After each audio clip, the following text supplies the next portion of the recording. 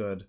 I can't deal with Mario Logan theory right now. I can't deal with my epic cool Mario Logan theory. But what I can for some reason deal with is this. No, I don't think we might have watched this. I feel like we might have watched this, but he's got it on here. There's a person who's kind of known. People have bandied this name about in the same air as Dogs Eating Dogs 6. But he's not really. He is a YouTuber who has a very, very long video about Toy Story 4, but it's not very interesting. He's angry about Toy Story 4, but that movie does kind of suck, though. That movie blows, so he's got some reasons to be angry, but he's also not as angry or as comedically angry as Dogs Eating Dogs 6. He's a more, like, it's still a little much. He's unreasonably angry about something unimportant, but it's a lot less noticeable. But we did have some fun watching his, like, worst games ever list. I think he put, like, Mario 64 on there or something. Apparently his best game list is, he's somehow even more insane, I guess. That's interesting. I don't know how you do that. I mean, you'd think that would be a lot more agreeable for everyone. I mean, even if you don't like a game, it's like, okay, whatever, but apparently it's arguably more insane than his worst games list. So, it's 48 minutes. We might watch, Turns out, I can be a very critical person a lot of the time. 2 of my biggest series last year were dedicated entirely to tearing 2 horrible stories to shreds. And let me assure you, I still have plans for even more series of that type coming to a YouTube video near you later this year. But despite what you may think about me based on some of my most recent analysis videos, I do love a lot of games for a lot of reasons. But I don't often get the chance to talk about them because of the games I typically cover on the channel. But today, we're going to carve out some time to focus on the positives for a change, and highlight the best of the best that video games have to offer. Okay, so I have to assume then that the games he picks as the best of the best are going to be... I mean, what? He's showing, like... Focus on the positives for a change. He's showing one of the new Halos. Is this, like, Infinite? I think this might be Halo Infinite. Is this one of the best of the best? Overwatch? And highlight the best of the best that video games have to offer. Last week, I went over... God fucking forbid that's like Halo 5, because I don't think it's Halo 4. So, the only acceptable option would be Infinite, and that's still not acceptable. For the 20 worst games I ever played. And today, to act as a counterbalance to that video, I'll be counting off the 20 best games I ever played. Of course, if you know me, you already know a few... Yo, is this the 3D Dragons? Okay, if this one's on here, that's pretty based. This game's great. Okay, Dragon's Lair, the original, is just a fucking garbage game. It's not a video game. It's just a cool animated fucking film that you can watch from Don Bluth. It's got great animation, but it's not a video game. It sucks to fucking play. It's terrible. It's terrible as a video game. Just watch a compilation of the death scenes and watch the, like, actual game's, like, story. I mean, I guess if you were in the arcades in the fucking 80s or whatever, it was, like, super innovative. But it does not hold up in any capacity now. This one, though, is great! This one is just a really good 3D platformer for the GameCube and the Xbox and shit. This game's awesome. This game's really good. Games this is a good pick. If this is on his list, it's based. Are guaranteed to make an appearance here today. In fact, you may already know more than a few of them. But I still have some surprises to throw your way today. Games I've always secretly loved, but never had a reason to bring up naturally in any of my videos or streams. Games I may have referenced once or twice, but not often enough to stick in people's memories. Or possibly even games that I once confidently rejected from this list that have since snuck their way into a very special place in my heart. So be sure to stick around to see what I have to say. Yeah, he uses these random clips from cartoons. Again, it's like a much more subdued version of someone like a Dogs Eating Dogs 6. It's not screaming in your face with loud music and weird memes you don't get and like fucking other people showing up and they've got like waifus with them. It's not insane. It's just, it's a little weird. It's a little like there's just a random clip from, like, I think that was Phineas and Ferb or something. It was one of those shows, like 2010s-ish. And you know, it probably made sense for him to include that, but it doesn't make sense to anybody else. It's not like a known meme outside of, I guess, maybe that community. I don't know. But it's just a bit of a, it's the subtleties of like the strange meme choices and stuff like that you can tell something's a little off.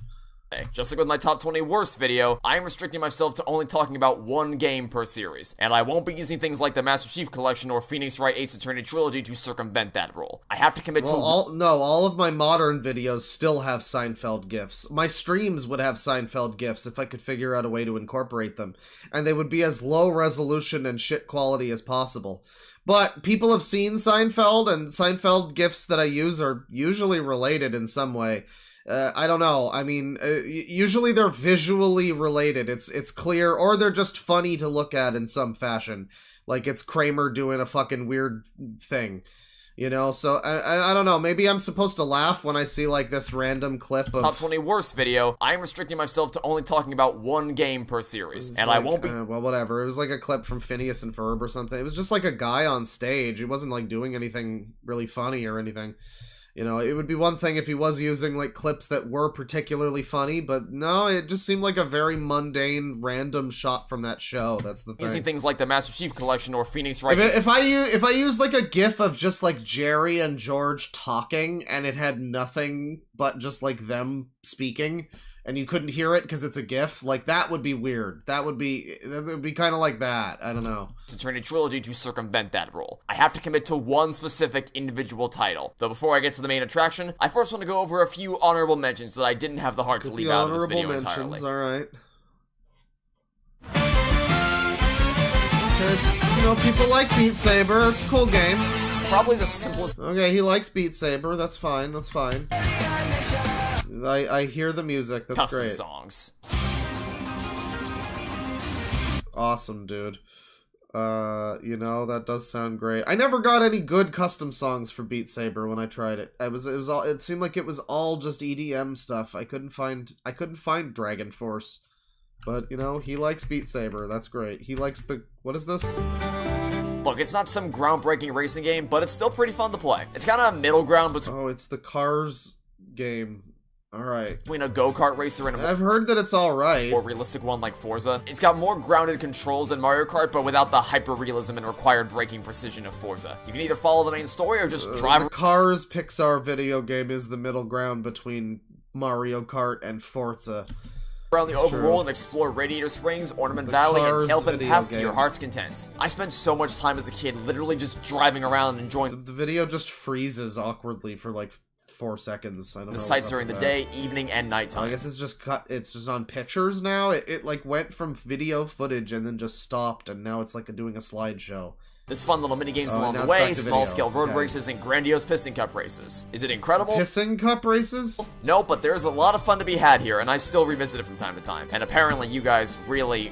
Yeah, no, I've heard this game's not terrible. It's like, apparently, like, weirdly pretty good for what it is, the Cars game. I think the sequel games are also alright. It reminds me that there's a Toy Story 3 video game that's apparently surprisingly pretty good as well. Which, I mean, I've never even seen Toy Story 3, which I really should. I mean, I don't care about 4. I've seen enough from 4 to be like, okay, they did the Disney thing. But 3, you know, that one, I know that one's pretty good, apparently. I watched, that was my movie that I watched, like, 700 times whenever I would rent it. You know, I think every kid had a movie like that when they were, if they're like my age anyway, they had that one that they rented that they would just, like, restart. They'd watch it on repeat basically and have the whole thing memorized. That was the first 2 Toy Stories for me. So I really should see the third one eventually, but I don't know, it's funny to just list Cars anything as a thing as your one of, even as your honorable mentions, really. I mean, really like this one. It's just how many games have you played? I mean, I'm sure I don't want to take it away from you that you enjoyed it. I'm just it's okay. All right then.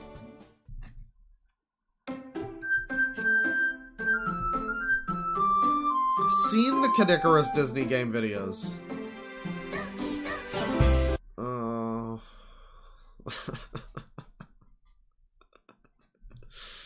Oh god. I wonder what Japanese people think of this game. I remember, maybe somebody in chat knows. I brought this up before. I swear this game is a ripoff of another visual novel. There's like another...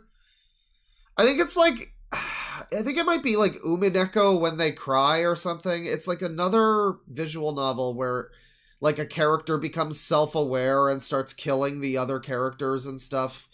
And I swear that this game is just a total ripoff of that, but I looked that up at one point, because I saw that in like a Watch Mojo video or something before Doki Doki Literature Club came out.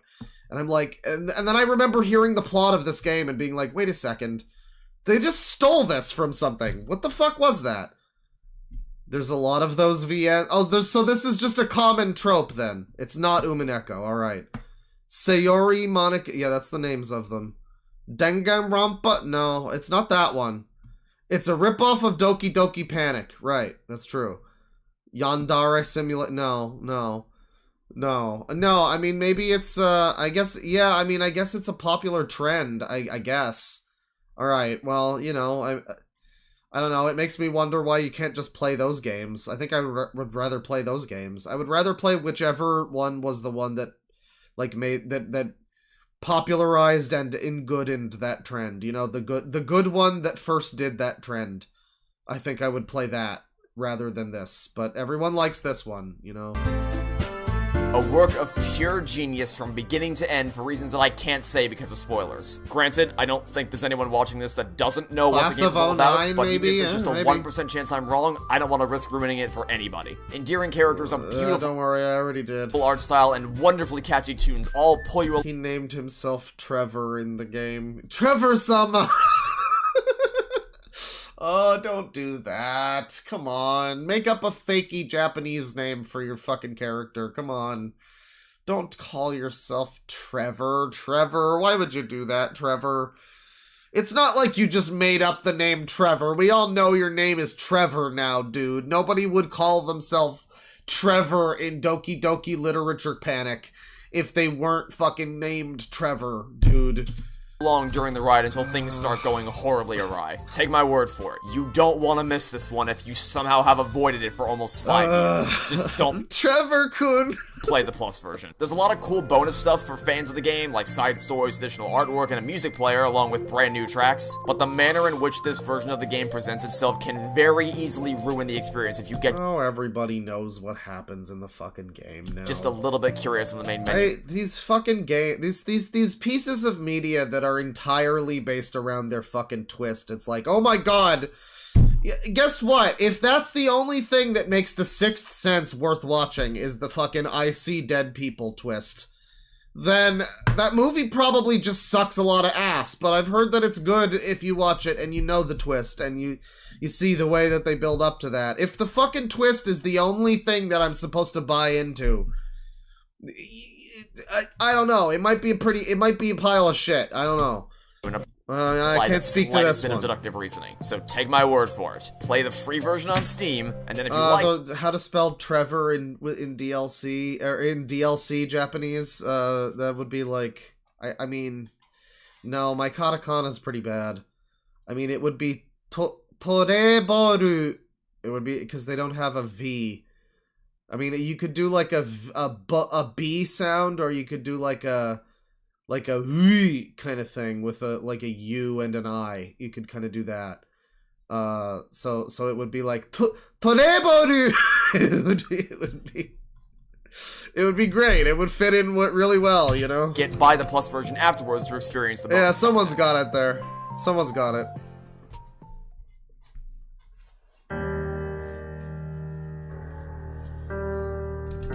An absolutely beautiful game. Conceptually, it sounds boring. You're just walking. Oh yeah, I guess it would be like Toreba. Yeah, it wouldn't be Toreboru. It would be like Toreba. That's right. Yeah. Yeah. Around the wilderness. But that's a testament to the breathtaking atmosphere and exceptional voice work from the team. What is this? Firewatch? Okay, it's like a walking simulator. I mean, I've heard it's good. I don't know. I seem to recall some fucking, like, dig at Gamergate or something. I think this came out around that time, so, like, I don't know, that's a little weird, but it's to be expected. This experience, because fundamentally, it is a walking simulator. But I was jumping at the bit to explore every last inch of the forest, and the writers did an incredible job of making you connect with Henry and Delilah in just the opening minutes of the game. The problem with the walking people talk about walking simulators like it's a bad thing, and I mean, like, it can be. I don't know, it's like, because if you look at a game like Myst or something, a lot of adventure games can broadly be described as just walking simulators. But, I mean, like, nobody's calling the fucking Longest Journey a walking simulator because, you know, there's, like, puzzles and stuff. I feel like a lot of these games don't really do that much in the way of puzzles. They're kind of more narrative-focused. Because I guess adventure games got a bad rap for a while, so nobody would buy a fucking game that had, like, buy it! It's a puzzle adventure game! You have to skin cats to make fucking mustaches! That is famously the worst puzzle in an adventure game. I think it was from, like, Gabriel Knight 3 or something. And the reason it's so bad is because you have to make a fake mustache to imitate a guy. But the guy you're imitating doesn't even have a mustache. So you have to make this insane leap of fucking wacky moon logic where you have to, like, skin a cat by having it walk under a fence with paint on it or something. And, like, you attach adhesive to it or something so that you can use cat hair as a mustache to fucking imitate a person who doesn't have a mustache. No one would literally ever think to do that. And so it's maybe understandable that some of these fucking games, they kind of started to like, yeah, it's about the story. Just play it for the story. It's not about stupid puzzles. Don't worry. It's not going to be cat hair mustache. It's not. We promise. We promise. So, I mean, like, I guess I get it. I guess I get why Gone Home had to be that way. But I think I'd prefer something like a Death Stranding where it's like it makes the walking a mechanic. It's just a shame about Death Stranding's story ruining everything else in the game. So what a shame. Backstory of this location and the history of the characters that get slowly pushed into the spotlight the further the game goes on had me enriched from start to finish, with 2 moments in particular being so haunting they sent chills down my spine. I mean, I don't know, winning and losing conditions for a game, it's like, yeah, I guess. Who gives a shit, though? What does it matter? I mean, I don't think it needs to be quote-unquote a game. It's just like an interactive narrative thing. I don't think that's a problem. It's just that it also became a trend for, like, those types of people to make these types of games. So, yeah. You'd get a lot of super cool, no gameplay walking simulators about, like, gender identity in college or whatever. You know, it would be one of those. So, you know, you don't get a lot of, like, 70-hour JRPG style games about that. You seem to get a lot of these. So, yeah, it developed a bit of a reputation, this whole genre. It's a slow burn. But I don't know, maybe some of them are good. I don't know, Firewatch, people like Firewatch. I'm sure it's not terrible. I don't know much about it. Maybe it's fire. But the payoff is 100% worth it when you finally get there. Sad lesbian game. Yeah, sometimes. Oh my god! One of the best story-driven experiences. It's okay for those who don't know, somebody just said sad lesbian game, and that is literally what, I mean, I don't know what this game is actually about, but this was a huge meme back in the day. This is the game I was just basically describing. Where it's just like gender identity in college game where you walk around and feel sad about things. And this was like a hot button issue in Gamergate because a lot of those fucking, you know, Kotaku type websites, they were really giving games like this super great press, but anything that was like, you know, a real video game that came out, you know, that, I mean, it's like fine to give this good press. I mean, maybe it's a fine game. I don't really know about it. Maybe it's a well-done narrative. I really don't know that much about it, but I just know that a lot of people were really gung-ho about Gone Home. This is a great pick. I can see where a few of the dislikes might have come from on this video, but it's just an honorable mention. It's a little silly, but whatever. Ever played. I absolutely love the atmosphere here. The soothing music in the background acts as a comforting sound to contrast against the ominous lightning and storm sound effects booming outside. The house is simultaneously warm and inviting as well as foreboding and mysterious. Exploring the rooms and listening is simultaneously warm and inviting as well as foreboding and mysterious. Is the foreboding mysteriosity part the part where the door texture gets all fucky there? What was that? You see that? Yeah, what's going on there? Is that like a spooky? Maybe that's like when you highlight the door. I get. Maybe it's something like serious. Exploring the rooms and listening to the diary entries is calming and heartwarming, while venturing into the sealed-off parts of the house gives you this looming sense of dread and uncertainty. Yeah, I mean, like, I don't think it's a bad thing to have a game that's like a narrative thing where you just walk around. That's fine. That's fine. There's a lot of VR games that are more or less this.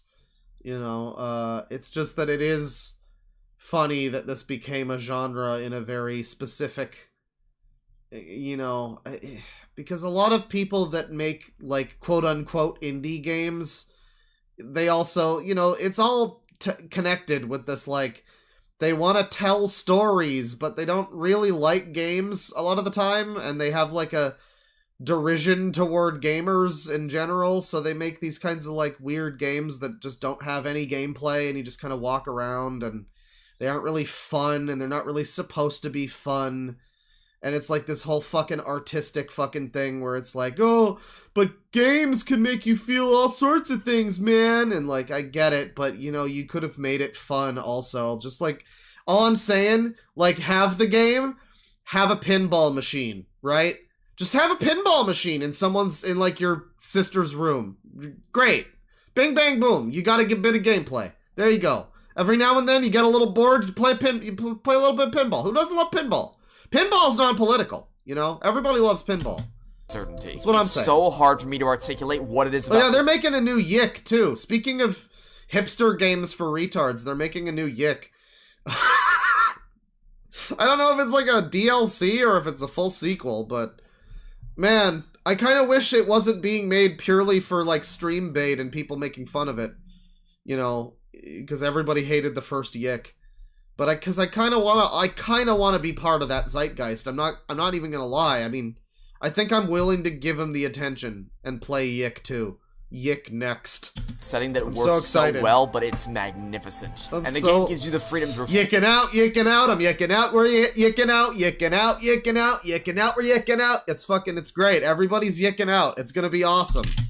It's gonna be awesome. Pace. There's no linear list of rooms you need to explore in a certain order, no directional arrows or objective markers or anything like that. Just you and an empty house after your sister and parents mysterious. I mean, if they're gonna, Jesus Christ, if Yick winds up being on this list, that'll be incredible. We can see that he likes these sort of indie narrative games, you know, hipster indie games. So, I mean, like, Yick is an interesting case of, like, what happens when this type of game gets made by someone who tries to put gameplay in it and seems to fail really hard, because I've heard very bad things about the gameplay of Yick. It's that it's mostly pointless, that the combat sucks, that it's like very easily broken and, you know, easy to just cheese every single fight, and that a lot of the like dungeon stuff is shitty too. Yeah, I mean, I don't know why it's so hard. Like, Undertale's a great example of a game, you know? You got your whole narrative, it only works as a video game, you're checking off all the boxes, but it's also a video game. You can fucking play it, you have, like, combat. Even if you're playing Pacifist Run, that's arguably even harder gameplay. It's a video game, right? I don't know why that part seems to be hard for a lot of people. I mean, you can make these where you don't have gameplay, but, like, I don't know, I guess I don't get the fucking point, yeah. Vanished. I mean, like, there's a game that I've been playing on Steam that I've mentioned, it's Shashingo, and it helps with the Japanese learning. You just walk around a tiny little neighborhood and look at things, and it like, helps you, you know, remember words and stuff. You look at stuff, and it'll tell you the word, and it'll quiz you on where, you know, what each word is, and that kind of thing. And, like, that's kind of like a walking simulator, but, you know, it's, like, for a purpose. You know, there's no beginning state, win-lose state, or whatever in that. I guess there kind of is if you quiz yourself, but not really. You know, games can do lots of different fucking things, and I've been one of the people who said I don't need every video game to be man, swing, sword, fight, / kill. I don't need that. I don't need shoot game. I don't need every game to be shoot game. But you know what? There's a big difference between Gone Home and Katamari, you know? And, like, make your story be like Katamari. Just make it super gay and Japanese, and it'll be better. This game's already got half of that going. While you were overseas, and now it's up to you to find the clues and solve the mystery. You should quiz yourself now! I absolutely adore it. Investigating every room at my own pace in the order I chose, and putting together the pieces to uncover the truth behind why everyone left was more satisfying than I could have ever expected. I was fully immersed in this world from the moment I stepped through the doors to the moment I read the final diary entry, and I had the biggest smile on my face when the credits rolled. If you're not a fan of slow-paced, story-driven games, then this definitely won't be for you. But if you like to slow down and immerse... I don't know, I've never played it. Maybe there are win-lose states. Maybe there's, like, puzzles. Maybe there's maybe you have to fucking complete a jigsaw puzzle to open a door or something. It's like Resident Evil. I guess in that case, I'd be fine. I'd be a little more okay with it. You know, like, I guess I'm open to it, but I'm also like, why, though? I don't know. There's a lot of fucking kinds of stuff you can make, and you chose to make something where you just, I guess, don't do anything. You just kind of walk around. I mean, yeah, it's an interactive narrative. I guess you can do that. It's just, I mean, you get stuff like Yume Nikki and fucking LSD the Dream Emulator, and that's a walking simulator. Those are both walking simulators. A lot of the shit that Vinny plays that are just like weirdo games where you walk around and look at things, that's walking simulators, but it's like, you know, this is just a house. I don't know. I guess I don't see why anybody would want to walk around this. I guess this is like the beginning of that sort of 90s boom. Well, this is before that. I mean, this is before the 80s boom even. This is like a decade old at this point. Gone Home is. So, I mean, like, I think this one's set in the early 90s, so people might have played it and been like, oh, let's relive the old days. It's kind of like, you know what's a good walking simulator, kind of? It's the coin game. Because ostensibly it is just like an arcade thing where you go and do the stupid coin pushers. But then you realize that the real game is like going out of the arcade and taking your little go-kart and exploring the whole entire town and finding the other arcades and fucking other buildings and stuff that are out there. And there's not really any point to any of it, you know?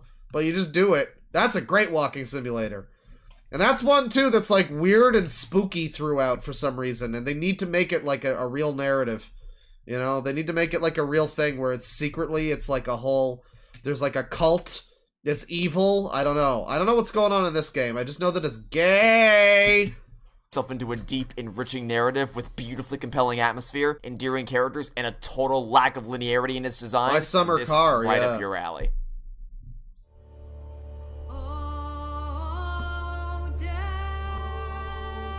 Really? What are you doing? What are you doing, buddy? What's going on in this list? Alright, look, I know... I guess he just really likes games where you're like... I don't know much about Until Dawn. Again, none of these are my thing. None of they all look kind of bad. Like all of the Firewatch. I mean, I'm sure it's fine, but like to me, it's like this looks fucking boring. I mean, I love a game that tells me a good story, but I usually like to play them.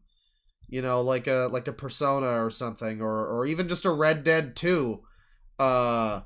You know, so it's what are you doing, buddy? I think Until Dawn is like more of a game. It's like a horror game, kind of. Oh, you probably just rolled your eyes at this one, so let's get the obvious stuff out of the way first. Does Until Dawn have its campy moments? Yes. Is it some horrifying masterpiece? No. But I did find myself tensing up and holding my breath for plenty of moments. It's nice that choices actually have significance in terms of which characters survive. The atmosphere is simultaneously beautiful and intriguing as well as... I mean, every game that's ever claimed that, I've heard so many people be like, not really. Like, every game that's ever attempted... I don't know, we've come so far with graphics that, like, graphics can't look better, basically, than they do now. But we still haven't really fully cracked a game that's, like, the choices really matter, you know? I mean, like, I really thought Disco Elysium was that, and even that, when I played the second time around, I was like, oh... That just kind of happens no matter what you do, huh? Oh, that's a shame. Baldur's Gate 3 comes kind of close. But, like, this just reminds me of that David Cage... What was it? Detroit Become Black or whatever. where it's like, it's a big whole interweaving fucking mesh of choices you can make, but basically there's one right path, and then there's a bunch of stupid, there's just a bunch of stupid bullshit. And a lot of it doesn't really matter, and yeah, games have forever been fucking selling themselves on choices matter. And, like, the best you usually get is pick which ending you get, you know? Like, that's the best you usually get. I think, like, maybe an SMT game does it best, where you kind of get slotted into an ending based on your gameplay, rather than just choosing. But then you have what happened with me and fucking 4, where it's like, you get slotted into the chaos ending, and you're just like, oh, well, I wanted the neutral ending. God damn it. And you just get, like, annoyed. Choices are hard to make matter. I've heard that they don't really in this one, but alright. Still just on the honorable mentions. We're gonna have to speed it along. I'm gonna just sort of look at a little bit of what he has to say about each thing now. I mean, like, this is Until Dawn. A feel that can't quite be described verbally. Can't be described. Now that we've made our way through the honorable mentions, let's finally... He's showing a disturbing amount of footage of Halo Infinite in this list of his favorite games ever. Get on to the proper top 20. This is, let's get into it. 20 of them, huh? Okay, stupid. Toy Story 3, the game. Was destroyed in approximately 89 minutes. I'll never forget the day I saw this movie for the first time as a kid. June 18th, 2010, the first showing of the day. They literally had to open the theater for us and the others that were there for the first showing. And after bawling my eyes out as a child in the theater, I came home to find out that my parents had bought this for me as a surprise. Disney had a habit of releasing... This is why you're like this. I mean, how old... Literally had to open the theater for us and the others that were there for the first showing. And after bawling my eyes out as a child in the theater, I came home to find out that my parents had bought this for me as a surprise. I mean, I don't know how old he was. You know, I loved Toy Story as a child too, but eventually I got to a point where I stopped... I don't know, I stopped caring that much about it, you know? I don't know. I mean, Toy Story 4 murdered his childhood, as he was describing there. So maybe that's what reignited the flame? I don't know. Disney had a habit of releasing their movie tie-in games a few days before the movie itself, and it was waiting for me once we got home. And thus, the rest of my day was lost to nothing but this game, and I loved every minute of it. This is such a strange mixture of baby games. I mean, this one's apparently fine. It's like, I mentioned earlier, this game's apparently pretty good for what it is. But, like, this next to fucking Gone Home and... like Firewatch, it's very strange. It's a very strange mix of things. I don't know. Being able to explore this world from the films, or even just make my own world with characters I love, never ceases to be a fun time. There's like a whole little side thing. You put together your own little world. Obviously, there's a bit of a personal reason why I love this game so much, but even putting that aside, it's still a genuinely great game. Movie tie-ins don't often have a great reputation because... Alright, yeah, so Toy Story game, right. Number 18 here. Number 18. We're getting close to the funny number, don't worry. Come on, play the video. What are you doing? It is the absolute dream game to play.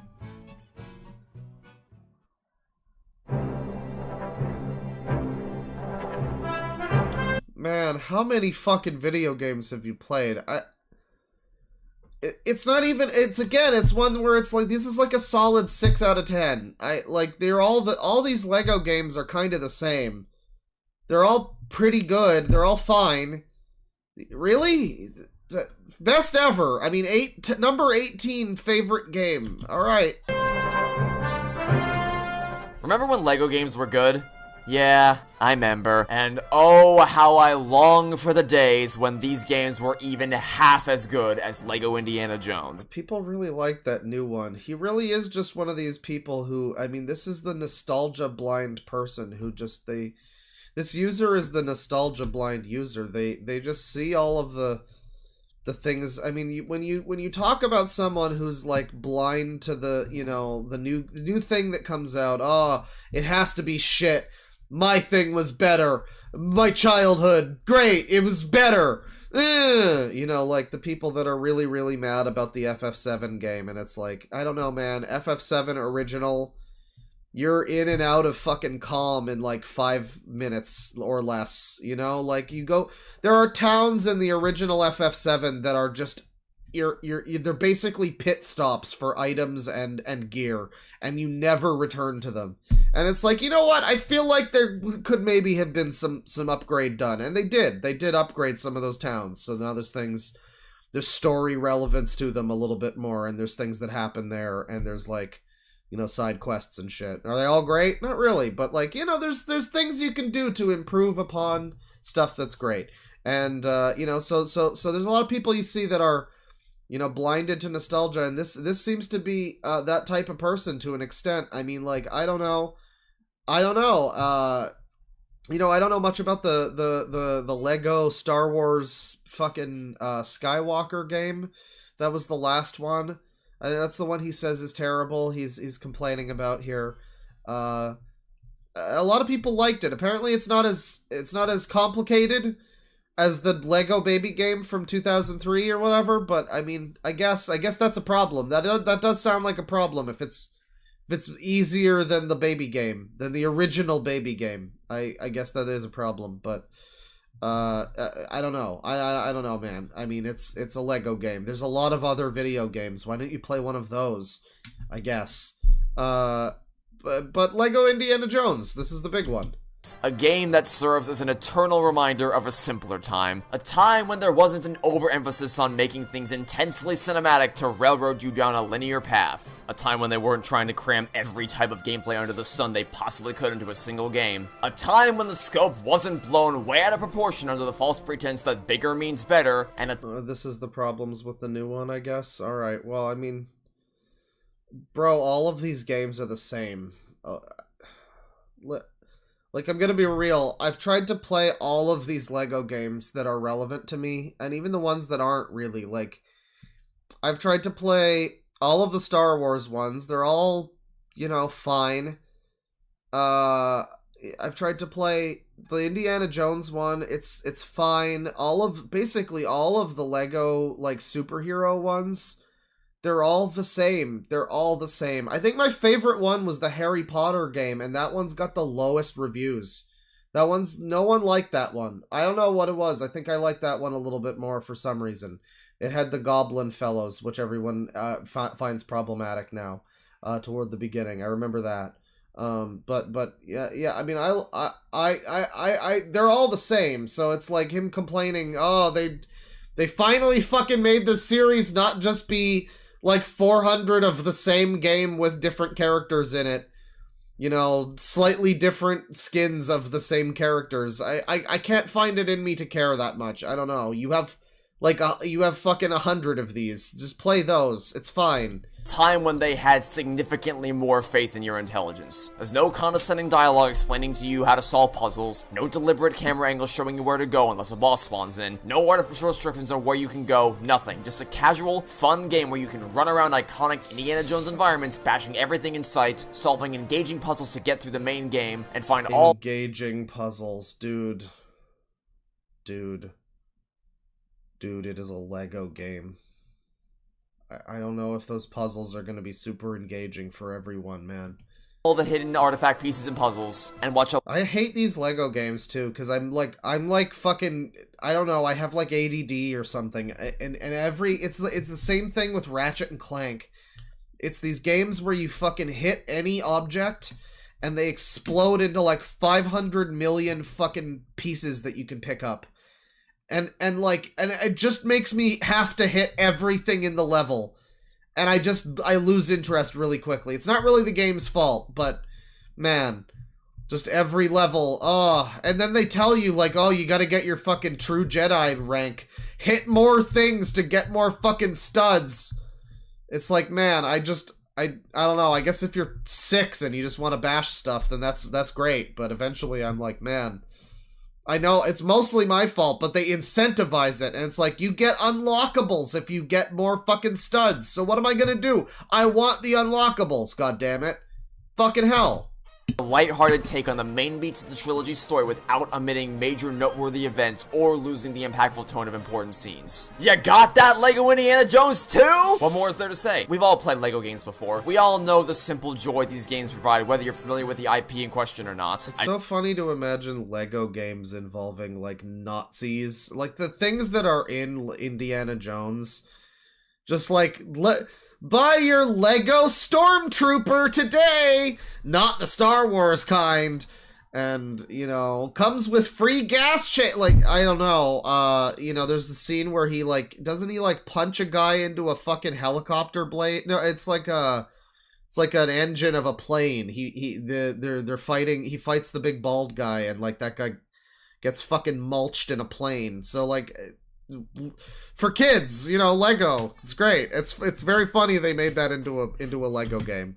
I just wish the Traveler's Tales also knew that, so we could start getting Lego games that were even face half melting, as good as these original adventures instead of schlop like this. Lego Indiana Jones: The Original Adventures was the first Lego game I ever played. It was my introduction to the Indiana Jones movie. I'm starting to fucking see a pattern here. And is easily the best one of the bunch that never gets old. The first one you ever played is the best. I'm noticing that. It's the best one. No matter how many times I play through it. No matter how many, all the 75 times that I've played it, it never gets old.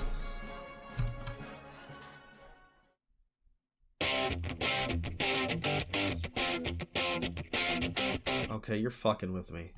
So, of all the games I'm gonna talk about on my list today, this is I'm sorry, this is a moron. Again, I don't want to fucking take away from your life that you've enjoyed a thing, but it's just... How much have you really... He put Mario 64 in his worst games ever list, by the way, and this guy is not trolling. He's just like this. This is a person who actually believes these things. Because he's so, like, he's so dull. He's not really interesting outside of just actually thinking these things. He actually really, because it makes you wonder, like, how much have you actually played in your life? It's fair if you're, like, super casual. That word gets thrown around a lot as a bad thing. It's like, it's funny, but if you're just, like, super casual, you played a few games, whatever, it's like, okay, maybe the fucking Over the Hedge game is gonna be something you really hold dear to you. That's fine. But you're just picking a bunch of shit licensed games that you had as a baby. You've played other stuff. We know you have. We know you played Mario 64, so what the fuck is going on here? You're just a moron. You the most, because a video game based on Over the Hedge has no right to be as good as it is, but this is genuinely a lot of fun to play. It's got platform. Yes, I'm gatekeeping. Fuck off. Mechanics that are surprisingly tight controls and satisfying. When did we like decide that gatekeeping was illegal? I don't know. Like, yeah, sometimes look at this shit. Fucking look at this shit and tell me that there's no gatekeeping that needs to be done here. Fuck off. Chains of jumps to pull off across all the levels. It's got fast-paced, intense combat encounters where each character brings their own unique skill set to the table, and their strengths can be combined for dynamic, ultra-powerful moves. This is just he's talking this up like he is the marketing team for this game. This is every movie game that was like, now you can play with Shrek and all of his friends! And they're just... And like, they sold these games on the marketing. He really got sold on the marketing. They sold these fucking games on just, like, a bunch of lines, like, back-of-the-box bullshit. And it was just... A lot of it was, like, it's like action figures. They sell the action figure with, like, super extreme ultra fist power! And it's just a button on their back that makes their arm go up and down a little bit. And, like, that's what these games are. He's like, wow, you get ultra super combo moves! Like, great. So I press a button and they do a move. Awesome. I haven't played a game that does that before. Great. You can mix and match your character party before going into any of the levels, and doing so will not only change how you play, but also offers brand new dialogue that's written in such a way that no matter which characters you bring, the flow of conversation is completely natural. Oh, you get some real deep fucking S-links on this one. You get to find out about how the fucking turtle from Over the Hedge is secretly gay. You get to find out about how the squirrel from Over the Hedge is thinking about selling its body on the streets to feed its family. You get some real dialogue. I didn't know that I didn't know the lore went that deep. It never feels like a character was reacting to a different line that wasn't said. Yet it's not so bland that all humor and wit is sapped of their personalities to try to make the dialogue work for 3 different possible conversations. Not just lasers, brain teasers. But don't worry, the dialogue's great though. All humor and wit is sapped of their personalities to try to make the dialogue work for 3 different possible conversations. And the That is actually the fucking dialogue that he showed as an example of the dialogue being charming and witty or whatever the fuck. Brain teasers. Mode has some really fun as hell party games to play with friends and family. Bumper cars with golf carts, speed races, driving ranges, it's just a blast to play. And the single player mode takes you through a diverse array of locations to explore. This is unbelievable. This is like reminding me of when I would have been 10, I guess, or maybe just turned 11 or something. The Incredibles game on the like PS2, GameCube. They had a whole segment about that on YTV one time, and it was, I think it was Carlos, and it might have been Sugar and Carlos, basically bigging up the Incredibles game and talking about, there was a level where you're like Mrs. Incredible, and you're going through the jungle, and you have to like blow up a bunch of fucking like enemy ships or whatever, and they're talking about this, and it's like, wow, you get to destroy turrets, and you get to play as all the Incredible, and it's exactly the way he sounds right now. Like, they were just selling the game, and it's like the most, I mean, like, that game's alright, it's fine, the Incredibles game, it's fine, it's like this type of thing, it's a licensed game, it's alright, it's probably better than this one, from what I can see of it.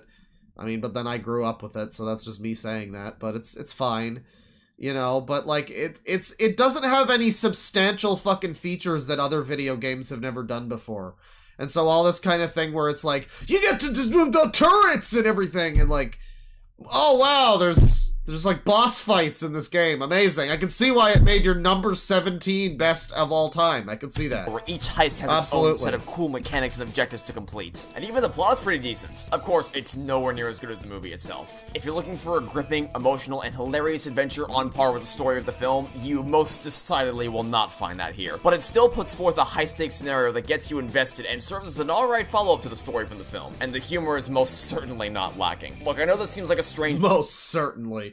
Don't worry, Over the Hedge fans. You're gonna be eating good.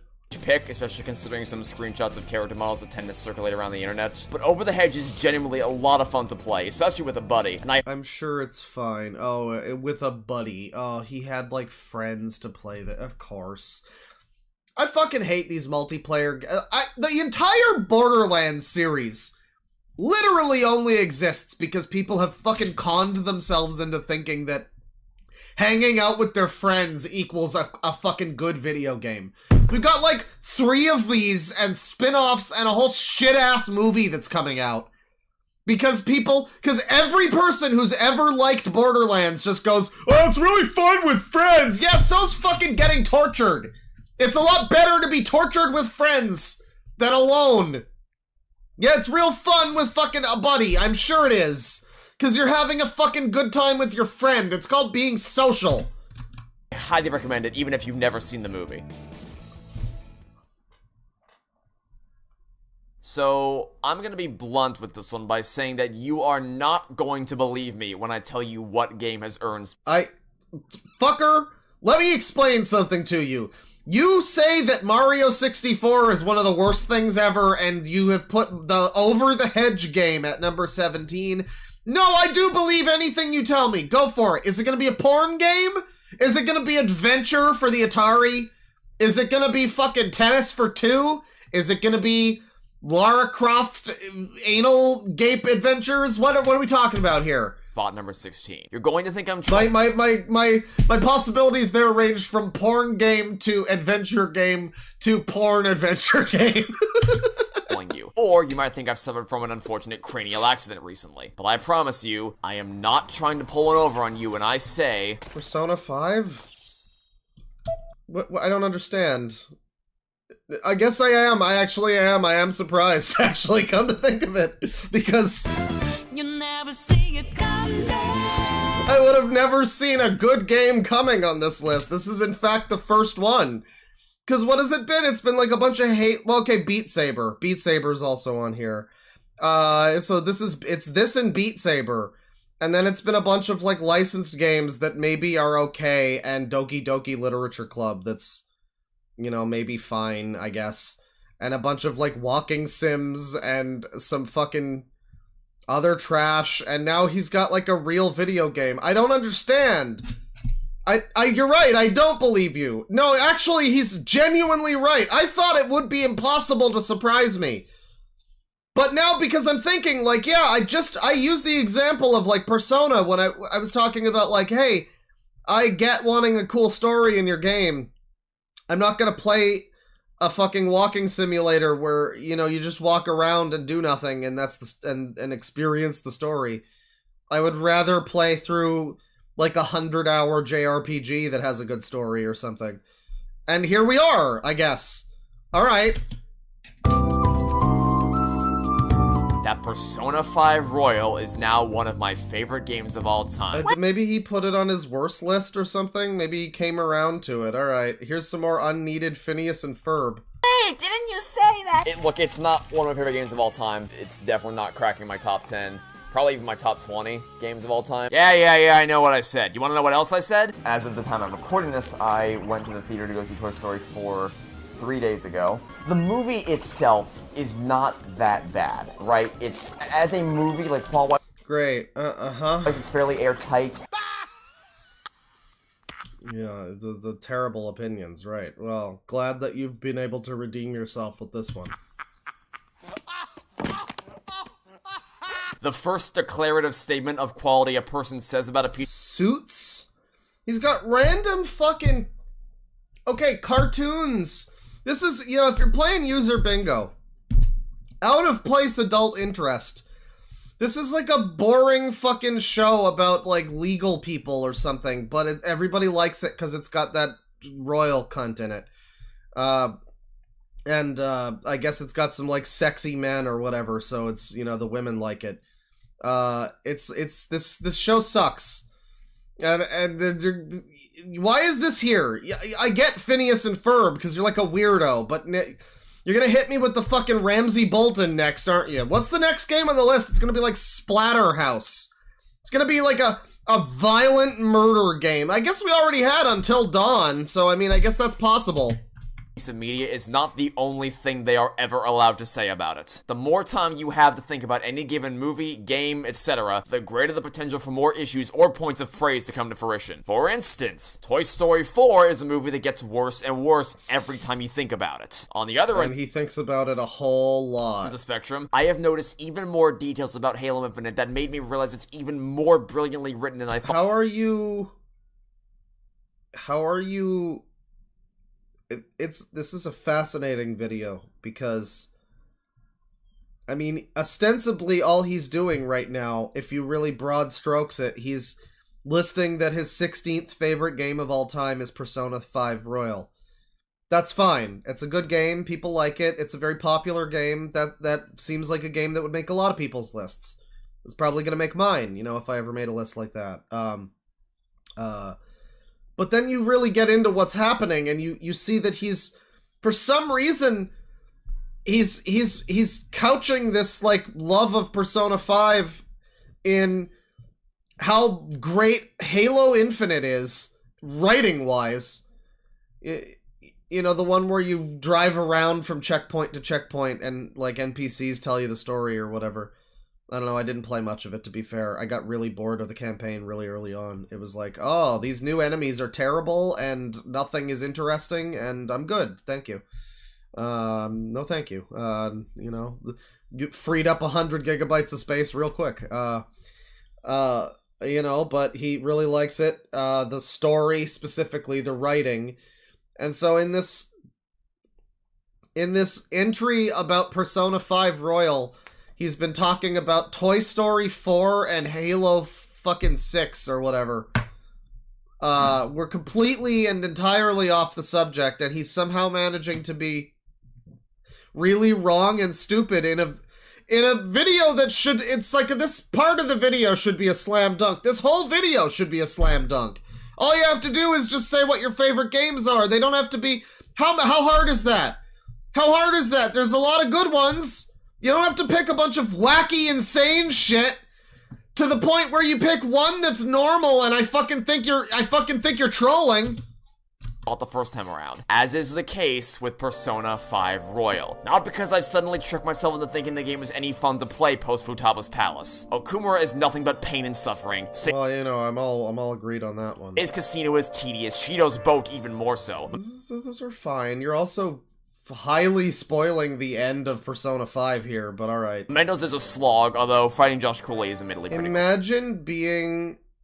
Imagine literally being a fucking baby who played Persona 5 only and thinks Mementos is a slog. Boy, you don't have any fucking idea how good you goddamn have it. The whole game could have been Mementos. Fuck off. Mementos is like, to an Atlas game, what Halo 2 is to fucking, I don't know, video game, whatever. Mementos is a series of boring hallways, but man, it's not like they built 2 entire games on that previously. It's not like most Atlas games are a series of really boring hallways with fights in them. You have no idea. You don't even have a concept of how good you had it. Holy shit. And I don't even want to talk about the nightmare fuel that is Maruki's Palace. And it's also not because— You guys remember the one stream that I did where I played the, what was it? SMT, Tokyo Mirage Sessions. I played a bit of that. And I was fucking astounded to find out that it was neither Shin Megami Tensei or Fire Emblem. It was like basically a shitty Persona 4 specifically. It felt a lot like Persona 4. It was a shitty Persona 4 that had like Fire Emblem characters as summons. You think that like Kingdom Hearts is not a very good crossover of 2 franchises. It's like 99% Disney and every now and then there's a fucking Cactuar or something. I mean, not in the first couple games. The first couple games actually have Final Fantasy stuff, but yeah, no, that one's real bad. And that one I remember playing it the whole first fucking like 10 minutes of that game. 10 minutes, fuck the whole. Basically, most of that stream was me walking around a shitty like labyrinth of like enemies and save points, and it's the Atlas special. It's what they do. It's every game they've ever made, and they're only just now getting better at it. So, congratulations, dude. Don't play any of the other games made by this company. Just don't. I'm glad you like this one. Just don't play anything else made by this company. Less annoyed by the contrivance present in several major instances throughout the story, but because, and I'm sure this will come as no surprise to any of you, of how much I fell in love with this family of Phantom Thieves. At the end of the day, in a story-driven experience, characters are what matter above all else. And as he shows mainly shots of them at the beach for some reason. That's funny. That's like the editing that I would do to make fun of you. But you just... I just love the characters so much. Really loving the characters in this game so much. You're not selling me. I love this game. You're not selling me that it's not a game for weirdos right now. At the end of the day, the characters are just so great. Here's some more beach footage. Story-driven experience, characters are what matter above all else. And for all this game's fault— Yeah, I hope he's not waifus with Futaba or whatever, because he's got some competition, obviously. He's got some competition with Sonic Sega Gamer, we all know. She's his girl, bro, so... Of which there are plenty. It was a universe I always look forward to returning to each day I sat down to record it. For as cheesy as it may sound for me to say, it almost felt like a second life with how comprehensive its mechanics are. There's practically no limitations placed upon who you can spend time with and where you can do it. And I was always— Well, there's quite a few limitations. You can't spend time with that guy. What's going on with him right now? I really, I know it's like, it's just the way of things, but it's like you make this game with all these hyper-detailed main characters. And I mean, this is stylized specifically where the background people don't have much much in the way of features, but, you get a lot of games where it is like that, like FF7 Rebirth. All of the people look like they were just randomly made in, like, character creators. Not randomly, maybe. They look too normal for that. But just, default character creator OCs. And then you've got Cloud Strife and the gang walking around, and it's like... I don't know, I guess I'd like to see a story where either everybody looks like an insane fucking main character, or it follows someone who doesn't, who, you know, there's like people in the world who are like that. All the background characters are overly designed, but the main character is like this guy. That's a cool story. Actively invested in getting to know every one of them on a more intimate level, even if I had no idea how literal that mission would become. And for as much as the palace design starts to tank as soon as you get to Okumura, for the first half, the pacing of alternating between fast-paced JRPG battles and slower-paced, story-heavy sequences with character bonding and, for lack of a better term, life simulation worked wonders. The problem with this entire fucking series is that, like, I'm looking at this now and the way he talks about the mix of the two things or whatever, I'm like, man, this is just reminding me of the way every single, like, 3, 4, and 5, I'm not so sure about the first two. I think they're a little different in terms of this, but you basically, the ideal thing that you do is go into the dungeon on one calendar day, finish it entirely in one calendar day, or as much as you can, and then do a full month, basically, of just, like, fucking life sim shit. That's like the optimal way to play, but it's also, it winds up making everything kind of boring. You just wind up with like a 6-hour slog through a dungeon, and you get bored of that, and then you get like 6 hours of fucking cutscenes for the rest of the month, and then that gets boring. Play Persona today, it's a great series, I really like it. Keep me hooked throughout the entire 130-hour adventure. And that's the core of this game. The story of this group of misfits banding together to change the— Okay, so he loves Persona, cool. Mario Kart Wii.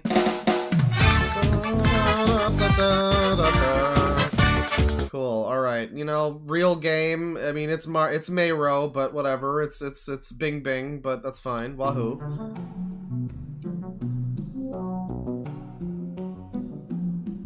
We got like a random VR game. I mean, I've heard the name. Maybe it's good. It's just such a strange...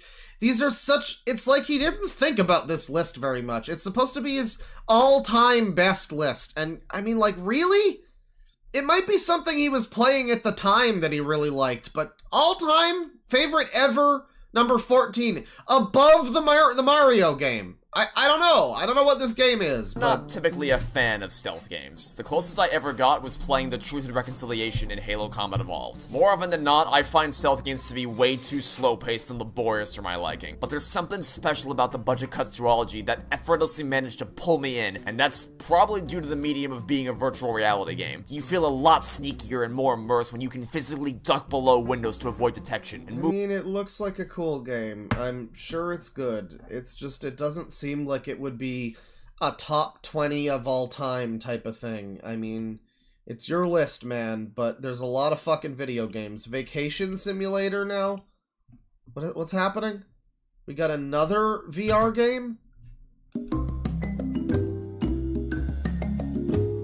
You just said you don't like VR games usually. You put 2 back to back. Perfect game to play to relax after a long, stressful day. And that's the best way to describe this game. Relaxing. There is a storyline to follow and progression to make. Cool. Top 20 of all time, by the way. I like to kick back and relax in this game, I guess. Alright, cool. Top 20 of all time. I'm sure it's fine. I've played a little of it. It's a little bit non-one-handed friendly, though. Oh, for God's sakes, is this another hipster game? What the fuck? One of the most powerful video game experiences of all time. Just pick normal shit! It is so hard for me to figure out how to recommend this game because there's almost no way to give it the praise it deserves without diving into heavy spoilers. Conceptually, here's what the game's all about. A narrator named Davey Wreden, writer of the Stanley Parable, is going to take you on a journey through a series of video games developed by his friend called— I remember Vinny played some of this, and it was extraordinarily pretentious, and he stopped playing it pretty quick. And there were some people in chat who were, like, kind of annoyed that he stopped, but it was like, you could kind of tell, it was like, oh god, it's this kind of fucking game. I don't know. I mean, maybe it's fine. It kind of seems like getting over it if it was like, I don't know, just a walking simulator, basically. I mean, I don't think there's much to this one. I mean, like, Gone Home, I think, has, like, puzzles and stuff, at least. This one really is just walk through, like, a digital museum of stuff, I think, and a guy narrates it for you, which is, like, I guess it's cool. Is it a top 20 thing? It's number 12. It's above Persona 5 and Mario Kart. Really? Called Coda. And while you adventure through every game that he made, you attempt to figure out what kind of person Coda is and why, one day, he mysteriously stops developing games. And that's it. That's all I can tell you without ruining this masterpiece for you, because to reveal anything else about the narrative or its characters would be to give too much away and rob you of its emotional weight. I was honestly hesitant to tell you as much as I did. The narration is grounded to perfectly pull you into the world within the opening prologue. Each new game you explore— I mean, you know, I'll say it's cool. It seems like something that you can only do with your video games. You can't make a movie like this, right? You know, your interactive thing. I'm not like shitting on this product, this piece of art or whatever too much. The beginner's guide. You know, I'm sure it's fine, but it's just, man, it's a little bit, it's just your top 20 games of all time, huh? Really? I'm sure it's fine, but there's a lot of fucking games out there, and it seems like you've played no shortage of them, you know? Offers new insight to the deeper story at play, and it has you wrapped right around its finger for Lego Indiana Jones was more exciting than this, yes. All the emotional beats, only to rip you right out of it at the most optimal time for your heart to shatter. Something that the music, atmosphere, and general sound design all work together to masterfully accomplish. Yeah, I mean, I look at games like this and I can't help but just be like, I get that you made this and it's a narrative thing and that's all fine, and I'm not saying you need to have combat or whatever. I mean, I remember there was such a pushback, I remember, when I complained back in the day on V about, which there's your first problem, but back in the day, I remember I was like, I don't really like Shadow of the Colossus, because it's kind of fucking boring. You just, like, fight a boss, and then you just walk for a while to go fight another boss, and it's like, couldn't you have, like, a level in between the fucking bosses? I get the whole fucking thing you're doing here, but can't there also be gameplay? And I had people being like, why don't you stuff your face with a fucking burger, you fat American piece of shit? Because I wanted to, like, do things in my video game. And, you know, apparently I'm just supposed to fucking take in the fucking art and the narrative, and it's like, I guess that's fine, but you can do that and also have game. It's like the yellow paint thing, like, yeah, you can do it. It just feels like an admission that you couldn't make a game that has gameplay also, and also gives me these feelings that I'm supposed to have, and gives me a narrative.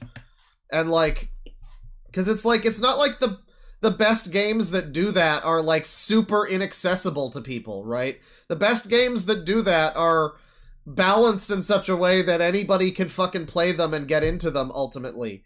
You know, I mean, unless it's maybe like a Dark Souls or something, but that's kind of a special niche kind of deal. We're talking like on Metal Gear Solid 2 or something. It's not like it's so prohibitively fucking hard that it can't tell a story and also be a video game. I mean, say what you will about Kojima or whatever, but, you know, MGS4, you got 5-hour cutscenes, you know. But it's like, yeah, I don't know, it's just like an admission that you just couldn't, I guess. You're not as good as Hideo Kojima or whoever, you know, made those classic games that had a story and also had gameplay, so you just make this kind of, this half measure that's like, no, it's supposed to be this way! I guess. It just feels like you could do more, and I'm not saying it needs to be combat. I'm not saying you need to fight 100 fucking hordes of the damned. You just maybe have a little puzzle now and then. I don't know. I don't know. Is that so much to ask? Have some dialogue with people, you know, maybe some structure, some fucking something. I don't know. I wish I could say more. I wish I could sit here for 2 hours and break down every last second of this game's script and why it all works so well on multiple levels and how it appeals to so many different topics with the respect and appropriate time dedicated to them. But that is as spoiler-free as I can. It seems like it has dialogue and stuff. It's got a lot of, like, environments. Again, I'm sure it's fine. I'm sure it's a cool experience, but, like, I don't know, do you just walk around? Is that it? I mean, forget about it. So please, play this game. Every single person can play the beginner's guide and take away something profoundly— yeah, there's 0 entry to fucking play it. Yeah, there's 0. There's none. So, yeah, everyone can play it. It's like, it's weird that we've needed to make games this, like, Back in the day, there was this whole... nobody cared much about if you could fucking play a video game or not. They just sold them. And if you fucking couldn't, then you just didn't play them. But nowadays, it's like everybody needs to be able to play every game. And I get it. I mean, I'm disabled. I get it. But it's just funny because, like, we also have YouTube now. I mean, if you can't play a game that has gameplay, you can just watch someone do it. I don't know, but now it's just funny that now is when we're getting all of the push to, like, everybody has to be able to play now. It's like, this would have really helped me back in the day when I literally couldn't, you know? Having, like, videos of people playing Metroid Prime 3 or something. That would have been great, but... meaningful. But the people for which this will most strongly resonate is anyone who works in any kind of creative field. But whether or not you're an artist, this is... Like you as Gaming Magic 13, the YouTuber with 30,000 subscribers who makes top games of all time lists that feature really interesting entries. I see. Creative fields, yes. An absolute must-play title. It's $9.99 on Steam, and it lasts anywhere from an hour to an hour and a half to 2 hours, depending on how much time you take to soak in the atmosphere and explore every last corner of these magnificent worlds. I have a lot. There's like dialogue options and stuff. I don't think it doesn't look like they necessarily matter. But it does seem visually cool. I'm not deriding the game. I'm just, that much. I'm just like, I don't know, I guess it's not my thing. I don't see why you couldn't make a game like this and have more than just visuals. Again, the best games that should be on a list like this are the ones that manage to do that and also have, like, things to play in them, And again, it doesn't need to be, like, punishing Elden Ring combat. It can literally just be, like, life sim elements or something. Give me, like, a fucking farm that I tend to, whatever, I don't know, but, like, just the walking, huh? It just kind of feels like it's unfinished, I don't know. A lot of great memories number 12 game ever. Associated with the games on this list, and they all mean a lot to me. But it's like no 2 game hours? I've ever played has ever had such a profound and emotionally powerful impact on me that left me utterly speechless by the ending, and that I still take away new meaning from upon every subsequent replay. This is so... I mean, I'm sorry, it looks like a cool thing, but I can't help but feel like this is just someone who's real, not the reviewer here, but the person, whoever made this feels like someone who's really insecure about gaming as a thing they care about. Like, oh my god, it's like the classic trope of, like, the Kotaku reviewer who's, like, ashamed that they're 30 years old and still play video games. Because they still feel like, they feel internally like video games are for children. So they have to make it into this whole fucking social justice thing about, like, fucking breaking the narratives of gaming and blah blah blah. And it's like, you can just admit to yourself that you like video games. It's fine. You don't need to make... Games are already art. Pac-Man is art. Metal Gear Solid 3 is art. Fucking Kingdom Hearts 27 is art, even if it's bad. You don't need to do this, like, super pretentious shit. I don't know. It seems really pretentious. This is really pretentious. I don't even think games need to be fun, necessarily. There's a lot of games that aren't fun, that are good, that are, like, horror games that aren't really fun, but they make you fucking scared and tense and feel like shit. Like, that's fine, but it's just, I don't know, it's the intentions of this where I'm like, it really feels pretentious. I don't know, maybe we'll get more cool walking sims. We already had Gone Home and Firewatch. I don't know what other walking, I mean, maybe Death Stranding will be on the list. I swear to God, if Yick shows up on the fucking list, I'm gonna yick out so hard. Oh my god. Okay, well, it's a video game. I've heard it's good. It's just such a bizarre list of choices. This is so weird. It's so weird. It's so strange which games he's decided to pick as his top 20 of all time. I've heard it's fine. I've heard this is good. It's just...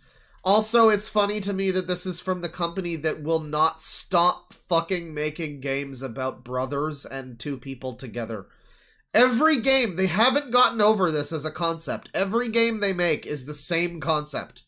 Sometimes it's brothers, sometimes it's like a divorce or whatever the fuck's going on in this game, but it's like, Every time it's the same concept. Sometimes it's different genres. They won't stop making the same concept. I can't wait for their next game. We know exactly what it's gonna be. It might be a different genre, and it might be like Sisters this time. But it's gonna be exactly the same. I can't wait. Fuck the Oscars! The rightful winner of 2021's Game of the Year award. The way I always describe this game to people is to say that it's just a massive burst of creativity. There's a seemingly never-ending stream of things to do, both throughout the main story, as well as off the golden path that are just there to mess around with and reward exploration. Yes, I mean, this seems like a real video game. I haven't seen much from it. I'm not really shitting on this one. More than it's funny than that the company exclusively makes games about brothers and any other group of two people that they can put together as, like, what was the one that they're like there's the one called Brothers. There's the one that's like two brothers in jail together that have to break out called A Way Out, I think. And then there's this one. I think there might even be another one in there that's the same concept of just two people co-op game. I guess that's what their studio's all about. But this one seems like it's got gameplay, it's got mini games, it's got other stuff going on. Something as simple as a rhythm game. It's just a very strange thing, again, to have on a list like this. I don't know. This is the perfect type of hidden objective to find in a co-op driven experience. Competitive mini games to battle against your friend and that serve as a great pace breaker from the larger scale of the main adventure. The most impressive thing about It Takes Two is the sheer variety of not only environments, but gameplay types. While the seamlessly satisfying movements remain unchanged throughout the game, it's not I would never play another game from this company, but this does look like something that I would play, sure. And to just throw one gameplay mechanic your way. Each new chapter gives you and your partner a brand new toy to play with and forces you both to use each other's strengths and weaknesses to work together as a team to solve the puzzle. Sure, alright, it seems like a cool game. Gotcha. Number 10. Let's get on with this. Let's get this on with.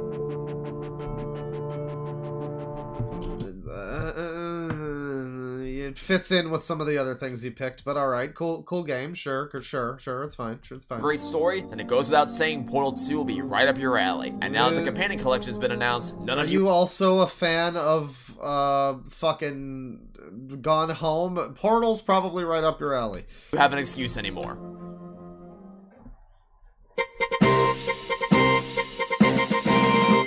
Possibly the placement that will confuse you the most. No, the whole list is very confusing, sir. Number 9, though. This is the number 9 best game he's ever played. I guess. I mean, it's something for everyone. This game's fine. It's good. I guess. I like... with the exception of Mario Kart Wii and Persona 5... I don't think anything on this list would normally be put on a list of favorite games ever. Maybe like 1 or 2 as like an outlier, as like, this is a little bit of a weird pick, but this is really means something to me. And I think that would be fine. Like any of the games, even if it was Gone Home, whatever, haha, it'd be a little jokey joke, but it would be, whatever, it's one game on your list, fine. Your normal list that contains games like Silent Hill 2 and like Legacy of Kain or whatever. You know... But the whole list is kind of fucking strange. Even this one. This is a pretty normal game. I like it. It's fine. It's the Captain Toad game. It's pretty good. I like it. But, like, number 9 ever? Though? It's very strange. I'm not saying you can't have the list be this way, even. Like, you say gatekeeping. It's not. It's not even really gatekeeping. Because it's like, you have free will. Go for it. I'm just also allowed to point out that this is really weird. It's very weird. Because people think this is a bad game. From what I understand, the general reception of Captain Toad Treasure Tracker is pretty positive. Because I never see it get talked about at all. Which is a shame because I genuinely love this game. It's not just good or okay, it's amazing. It's filled with beauty. Okay, I mean... So people are saying it's a baby game. It's not really. I mean, it is a little bit. It's a Nintendo game. It's like babies can play it, but it's a little boring is my problem. I don't know. I just get bored of it quickly. I want to like it more than I think I do. It's a little too slow moving and fucking boring. It seems like a game I really want to like, but then I play like 2 levels of it and I'm like, yeah, let's do something else, you know? It's not bad. I just don't think it's for me, but it's good. But like even if it was something I liked more, I still feel like it would be a weird one to put on. It's like if well, here's what's one that I like. It's like if this number 9 was... I was gonna say Wario World for the GameCube, but that game's pretty good, actually. That's a bit of a classic. That's a sleeper hit. It's just also extremely short, so it's kind of not worth it, but... It wasn't worth it back then, but now you just fucking emulate it. Whatever. It's a great game. I don't know. It'd be like if your favorite number 9 favorite Nintendo game or favorite game ever. It was a Nintendo game, but it was like Metroid Prime Pinball. That's one that I played. That's like, you know, it's pretty good. I mean, I like it. I don't have a problem with it as a video game. You know, holistically, it's a fine choice, but. It's very strange, though. It's a strange choice. Varied environments that already looked incredible on the Wii U and look even better on the Switch. Gameplay-wise, it shows off super creative and thoughtful puzzle mechanics that offer a good challenge all throughout. Of course, since the game is obviously targeted at a younger demographic, the puzzles aren't going to be anywhere near the same difficulty as something like Turing Test, which is undoubtedly the most challenging puzzle game I've ever played. But it's still... What is that? That looks like just a Portal game. What is that? Seems cool. That seems like... Seems like a game you could talk about a little bit more than some of the ones you have. I would like to know more about that one. Still manages to hold your attention. There's a very narrow line to walk between managing to keep it simple enough for young kids to be able to figure out while still being difficult enough to keep adults engaged. And it's... the problem, again, with me in this game is, like, the completionist shit. I don't know when I became a weirdo completionist. I don't know when I became, like, a weirdo person who needs to get all of the fucking coins in a level or whatever, but now I'm... the puzzles in this game are baby easy, but then when you try to get all of the fucking diamonds or whatever, it becomes kind of...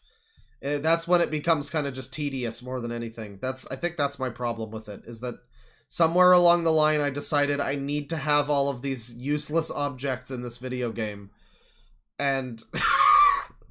and so that's my problem with it. It's not anything with the game. I'm sure if I just didn't do that, it would be fine. Strikes that balance absolutely perfectly. Of course, not every level is a gym, and there's the occasional dud, but I'd say that 95% of the levels are really well designed, challenging, and fun to play. I was a little worried about how some of the gameplay-specific mechanics would be implemented on the Switch, but I'm happy to say that you'd never be able to tell it was originally a Wii U title with how seamless this port is. And there's also the 3DS version, which is a real shame. That's the other thing with this game. I tried playing it on the 3DS because they made one, and like this looks like it should be a 3DS game. The whole style of it is like, it feels like it should be a 3DS game, but then you play it on the 3DS and it's like, it looks like fucking shit, and I don't know, it's not substantially better with a 3D effect on. So, I don't know, it feels like there's no real home console for this thing to really be at home on. I guess the Wii U? I don't know. 1001 thank yous for making the Mummy Me Maze Forever not borderline impossible on the Switch. This thing was the stuff nightmares are made of on the Wii U. Overall, yeah, I bought it. I totally bought the 3DS version, absolutely. That's right. Captain Toad Treasure Tracker is an incredible puzzle game for audiences young. Speaking of buying games for anyone who's interested in learning Japanese, Final Fantasy IV has a 3DS Virtual Console Japanese version. All of the text seems to be in like hiragana, katakana, no kanji. So it's that's a good one. I don't know if all of the like SNES era JRPGs are like that, but seems to be a good one to like, you know, slowly play along with as you meticulously translate every word in every single text box, which is surely a great way to learn things. Surely. And old. So yeah, the Captain Toad game, it's apparently pretty good. I mean, it's good. I've played it, you know, and it's fine. It's a little boring, but it's just such a strange choice. I mean, I don't know. Even if it was like a game I really liked, I feel like I would be...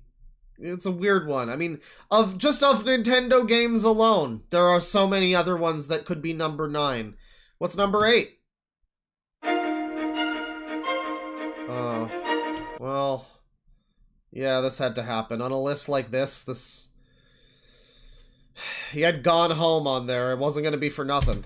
You know something? Somehow, against all odds, I managed to stay 100% Undertale! this game for 3 years. Please! Exceptions being revealed to happen. Please, the songs Undertale! Beyond way!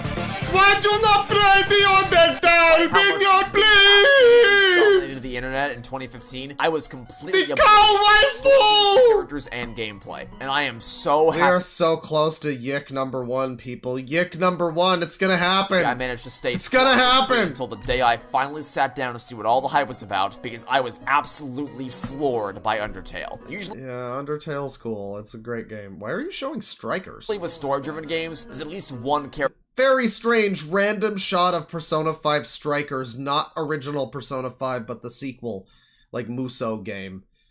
Very strange that that's just in there. Alright, alright. That I just absolutely despise with a fiery passion. I don't know if you've been able to tell that given my recent playthroughs. But with Undertale, I didn't hate any of the characters. It's an all-star cast where everyone gets their time in the spotlight with substantive development all on their own, and then their arcs finally get— You really didn't hate any of the characters, even though this game is like nearly a decade old and a lot of the dialogue doesn't fucking age well. There are entire characters in this game who are just awful memes from a decade ago. I mean, I stand up for Undertale in a way that's kind of weird for me to do so, considering what a cantankerous fucking, like, you know, I'm usually very cynical and I'm not into things like this, but Undertale's legit. It's a good game. It's a very good game. It has a great soundtrack. However, you mean to tell me that, like, the fucking doggo characters, they're not annoying to you? Nothing, none of that? None of that. Okay, well, maybe you grew up with it or whatever, so, you know, you're used to it, I guess, but there's some of that that's real fucking annoying. It's a crossover with each other in the game's final act. Some of that was already annoying. Was gripping and emotionally moving. The gameplay offered a creative battle method where you have to figure out the right series of moves to be able to spare them alongside fast-paced, tense bullet hell sections, and the characters were all endearing even when they were actively trying to kill you. Sans' boss battle still stands to this day as the most satisfying gaming achievement I've ever had, alongside the likes of the Perfect Run, and managing to conquer Escharum and the Harbinger on— Nobody cares about your terrible Halo game, dude. Play one of the— it's just so odd, because it's like you could be— I can already guess. I assume Halo Infinite is going to be on this fucking list, right? Like, we have to assume he's going to put the shitty new Halo that no one cares about on the list. He's basically like Bane.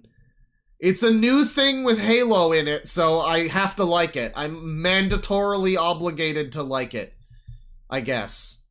But, I mean, even Bane's not that bad. I don't think he put this on— He put this ahead of, like, any of the other Halos. He won't talk about any of the normal Halos that real people play. Any of the fucking Bungie ones that were actually good. He exclusively keeps bringing up the shitty new one. It's so fucking weird. It's not even like he happens to also like the new one, as well as Halo 3 or whatever. No, it seems like he doesn't care about the whole rest of the fucking series and only likes the terrible new one. Legendary on my first try. Yes, I'm going to ride that high forever, get over it. If by some miracle you've avoided spoilers for this game for over 6 years, it's a no-brainer. Okay, Undertale, it's a fine pick. You're at number 8. You're at number 8. That's, okay, great. Yick sweep, people. Yick sweep. Yick sweep! Yick sweep! Yick sweep!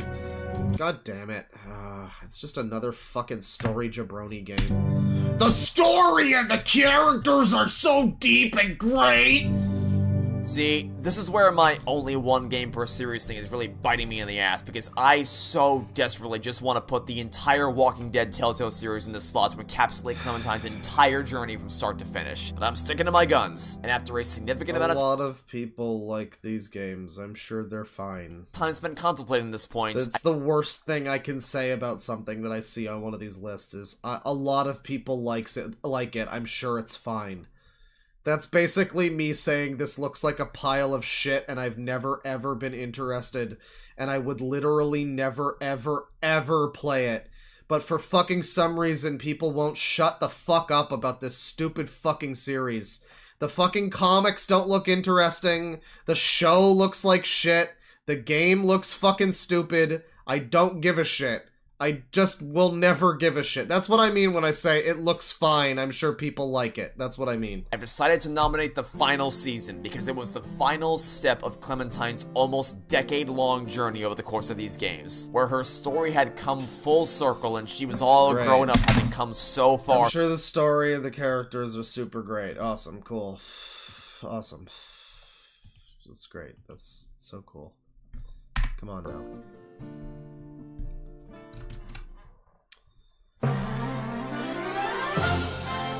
Oh, finally a real video game for real gamer. Okay, but he's picking the second one, though. Even when he picks a normal fucking choice, it's weird! Like, okay, Galaxy 2 is pretty good, there's some good levels, but like, come on, though. You care so much about story and fucking all of that. Shouldn't you give more of a shit that 2 is just a fucking level pack, basically, and has none of the charm and any of that? Like, the first game has like a whole narrative, and you go into space, and there's like all of that going on, and then the second one, it's just, hey, let's do more, and it's just a bunch of levels. The levels are better. So, I mean, it's just very strange of a pick for him, because it's like, gameplay-wise, I think Galaxy 2 is considered to be better, but, like, the fucking, I don't know, story-wise, atmosphere, that seems to be the kind of shit he cares a lot about, and he's still putting this ahead of the first one. Okay.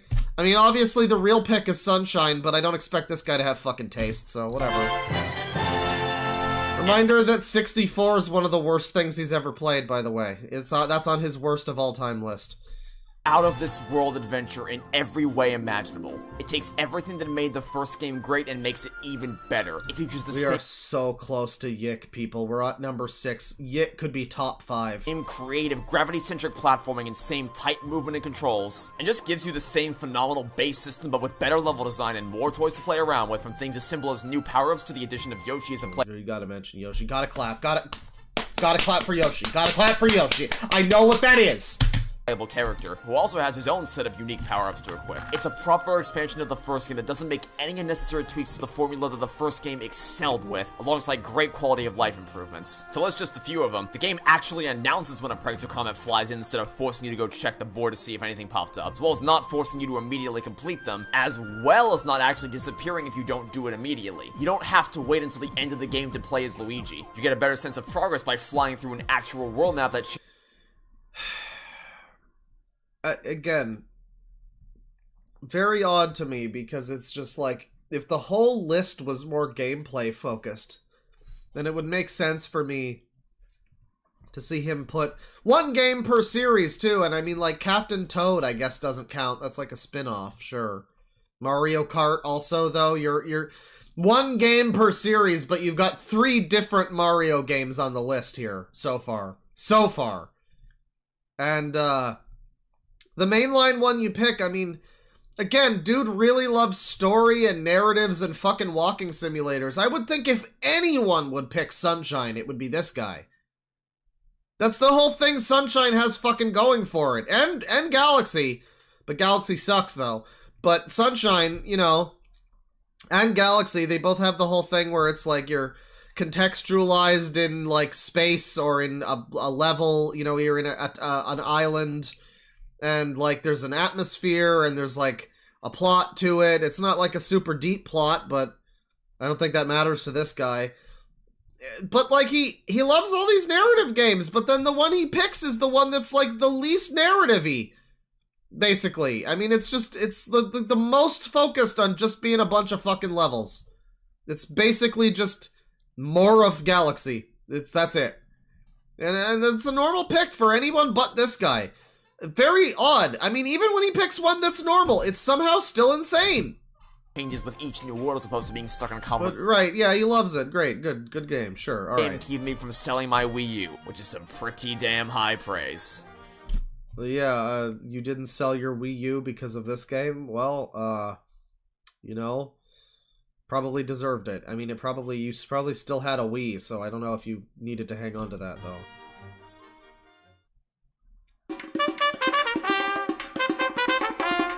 Alright, I admit it. I only bought this game initially because of the art style. I knew— okay, I guess a lot of people like it. It's fine. I guess people, I mean, I'm imagining, like, what I would see on, I think other people might put this on a best games list, sure. People really, this is a pretty unique game. This one's fair, I guess. It's still odd for him, though, because it's basically got no story, and it's, like, notoriously pretty hard as well. and he doesn't seem like he likes games with a lot of gameplay, and he prefers stuff to be like baby easy, like the Toad game. It's a very strange pick, but this one's fair, sure. Absolutely nothing about Cuphead going into it, but I was just so mesmerized by the visuals. God, we're getting so close, dude. The next one better be Yick. I mean, no, number one better be Yick. Down to play just about anything to see what it was going to be. It goes without saying that the superficial elements are outstanding. Not just the art style itself, the graphical detail and color palette for the characters and environments, as well as the fluid, bouncy animations, all... I hate Cuphead, though, because it's... I guess it's just basically a boss rush, but for whatever reason, it's got like 2 or 3 like video game levels that are like a Contra game or something. I don't know why it couldn't have more of those. That's the thing that I liked about Cuphead when I played it. And then it just became like an infinite boss rush, and it's like, I don't know why there's like 3 fucking levels in this game. And there's just like 40 bosses. I guess those are the good part, but I feels like it would be pretty easy to put together more levels. The bosses feel like the hard part to animate, so it's like, what? I don't know. I would have liked it if it was balanced a little bit more, but hey, you know, it's a real game, it's a real pick. This one's fine. I'm not seeing much to complain about in this one, you know? Sell the world, and the music is just as good as the art. But if that was all the game had going for it, I wouldn't have it in my top 5 games of all time. Cuphead is genuinely a ton of fun to play. I mean, I don't know how it was sold. I guess it was always supposed to just be boss rush. I don't know why you'd want that, though. I guess people do, so that's fine. But it's just, man, there's like a couple of levels that are like, man, I wish the whole game was this. Why the fuck are there even like a few of these? Why is that? It's weird that it's not all boss rush or more levels. It's weird that it's like a couple of levels and mostly boss rush. That's very strange. It's a very odd game. With the exception of a few of the run-and-gun levels, all the bosses are exceptionally well designed in that every one of their attacks is something that can be people didn't even like the fucking run-and-gun level. What the fuck are you talking about? Those are the good parts. Learned and accounted for. There was a point in the game's history where Rumor Honeybottom's minions and projectiles could kill you off-screen, but ever since that was whatever, alright, go Cuphead, it's fine. That's the balancing of the good game, sure. Give me your next one. Is it Yick? I am Are we thrilled yicking that out? we're now months away from finally getting more of this game. Wasn't the Cuphead show really bad? People didn't like the Cuphead show, I remember. It was like made in Flash. Oh, that almost sounded like Yick music for a second. Alright, Ace Attorney, sure, fits in with the things he likes. It's fine series, sure. Oh, lay it on me. We all know what it's gonna be. Halo 3. He picked the real Halo game?! Why wouldn't he shut the fuck up about Infinite then? Why wouldn't he shut up about Infinite? Every time he mentions Halo in this video, even times that have nothing to do with Halo, he brings up Infinite. He shows gameplay of Infinite. Why? No one fucking played it or liked it. And now you're giving me Halo 3. You're giving me a real choice. Again, the list is shoring up in the last quarter. It's finally starting. We might not even get Yick. The list is becoming less insane. We might not get Yick.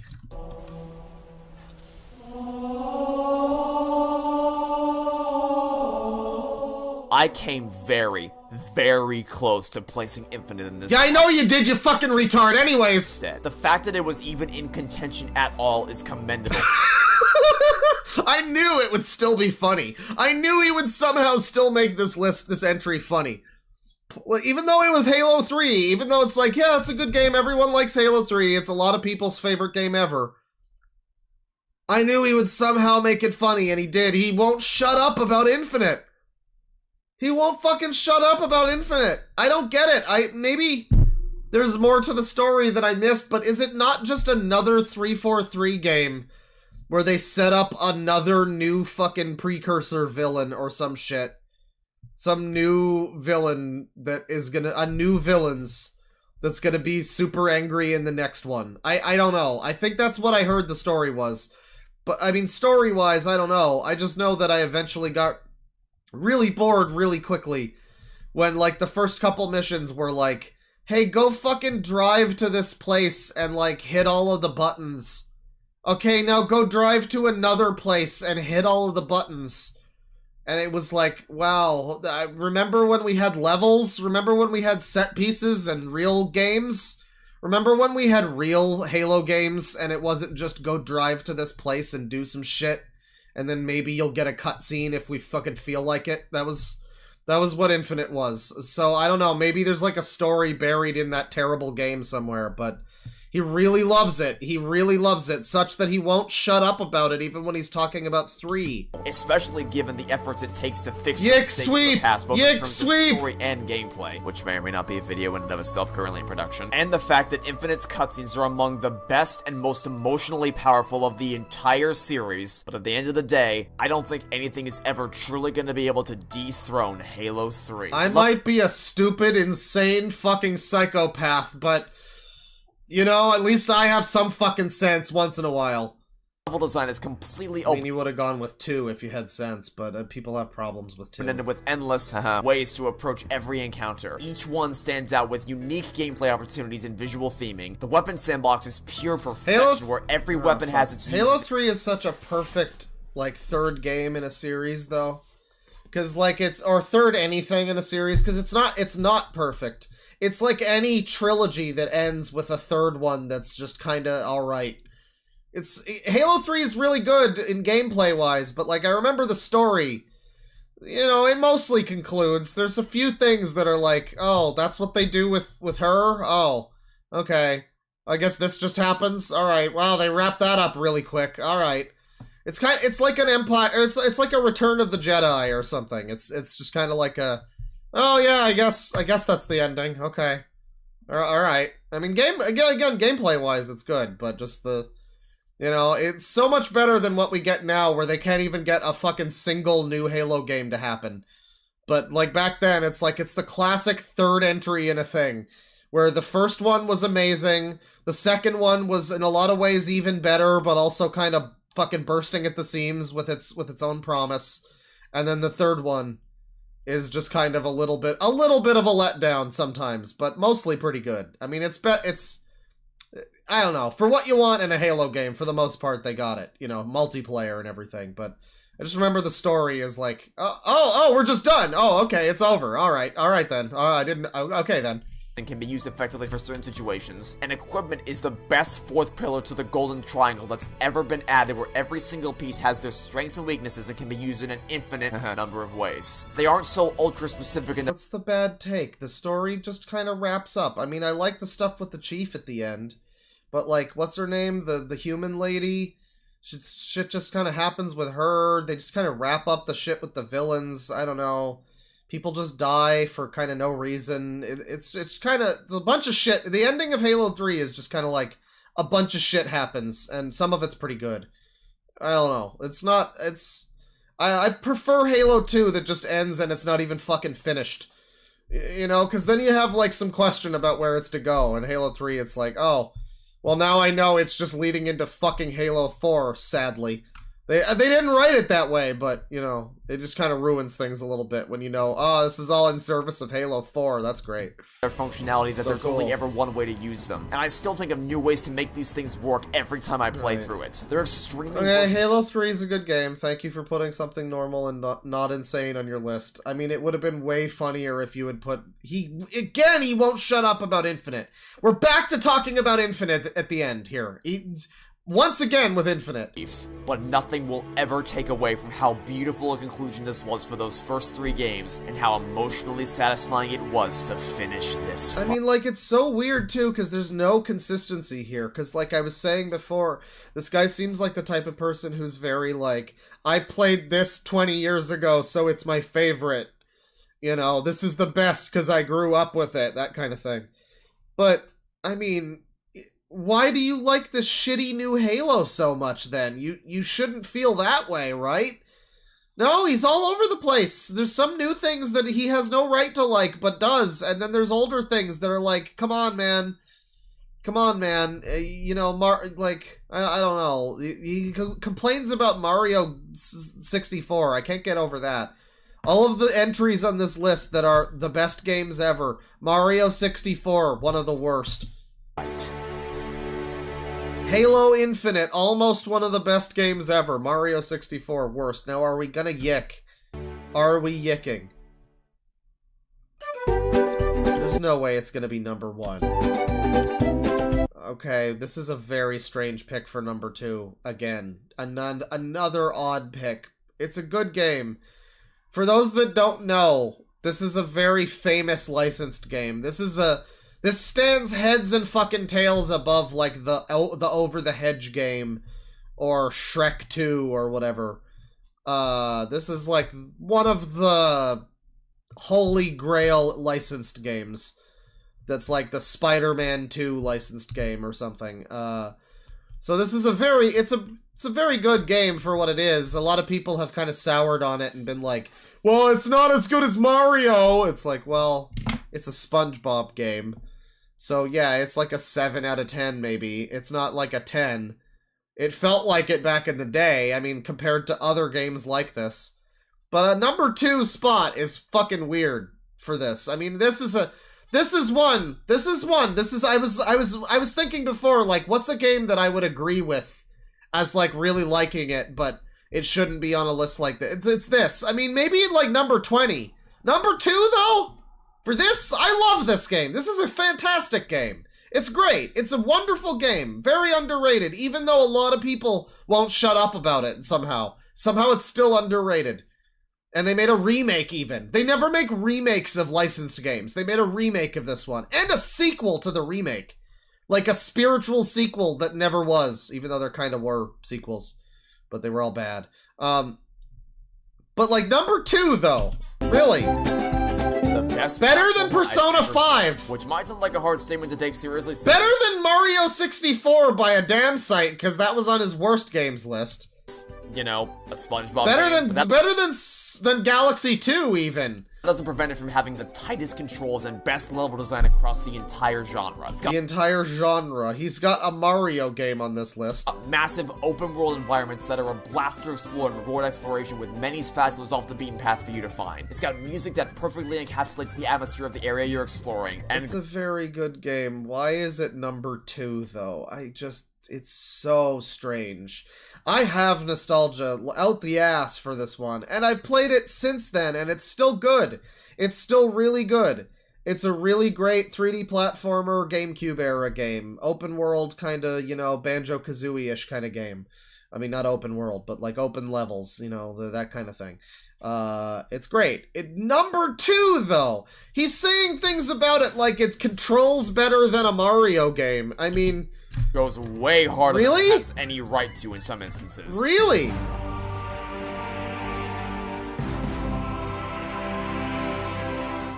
The game does have a good soundtrack, but your example of good soundtrack is very boring. What are you doing?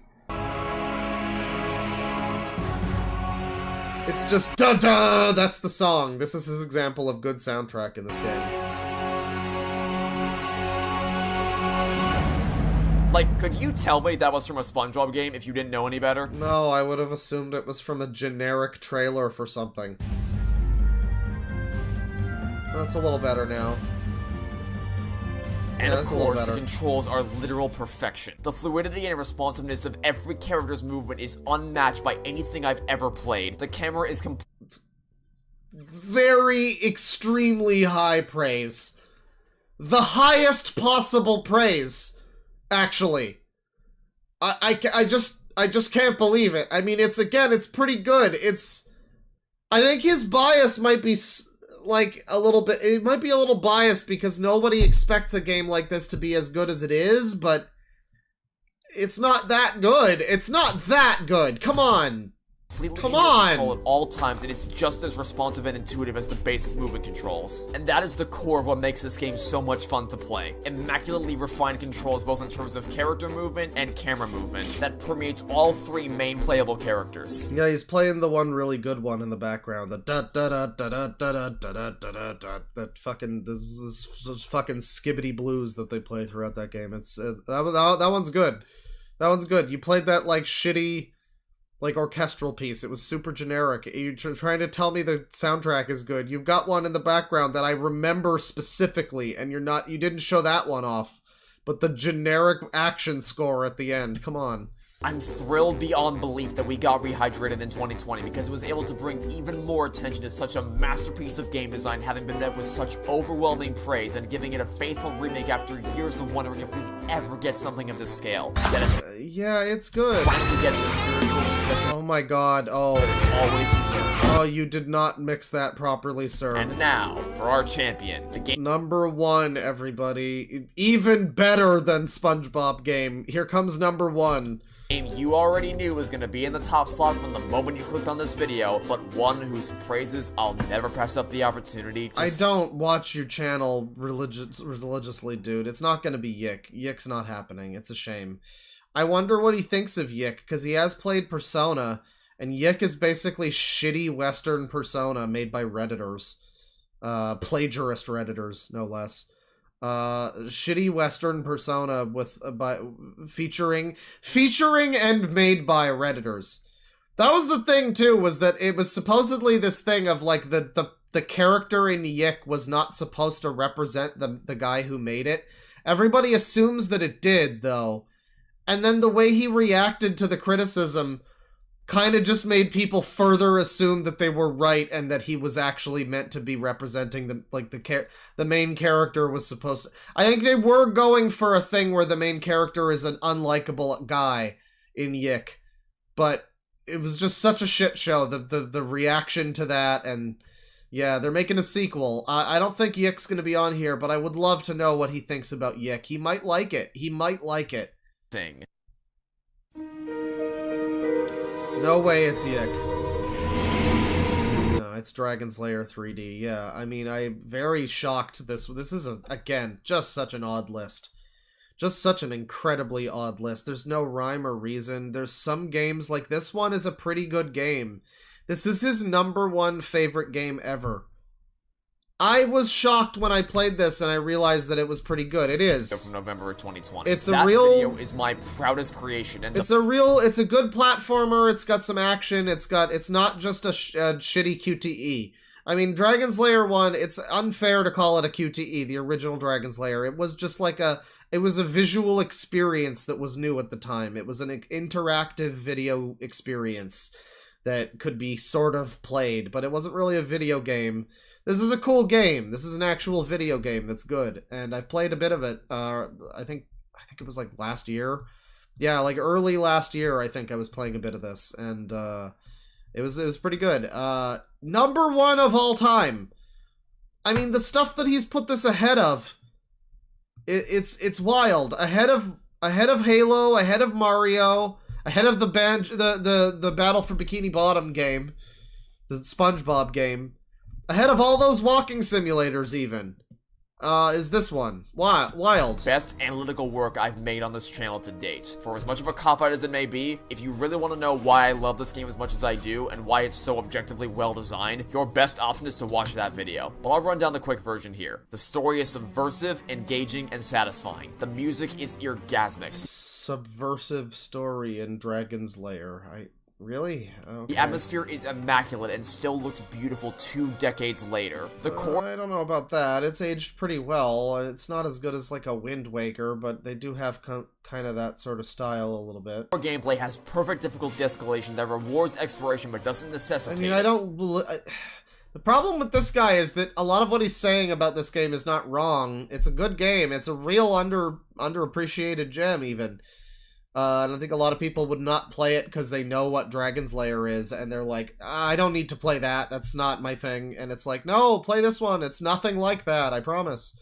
But also, I just can't listen to anything he says seriously, so it's like, yeah, you think that the SpongeBob game is the best platformer ever made. So I just, whatever, you put the Over the Hedge game on here, dude. You were basically just reading the back of the box for the Over the Hedge video game.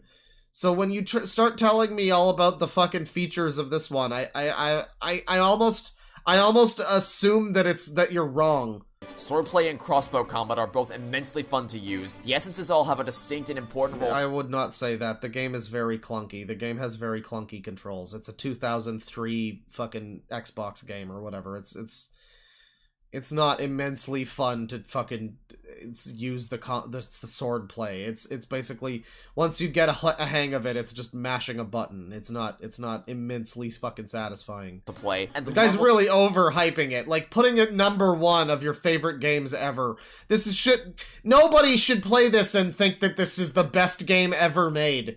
Because that's not gonna be what you get. It's pretty good, and you're gonna be really underwhelmed based on the fucking what he's saying in this.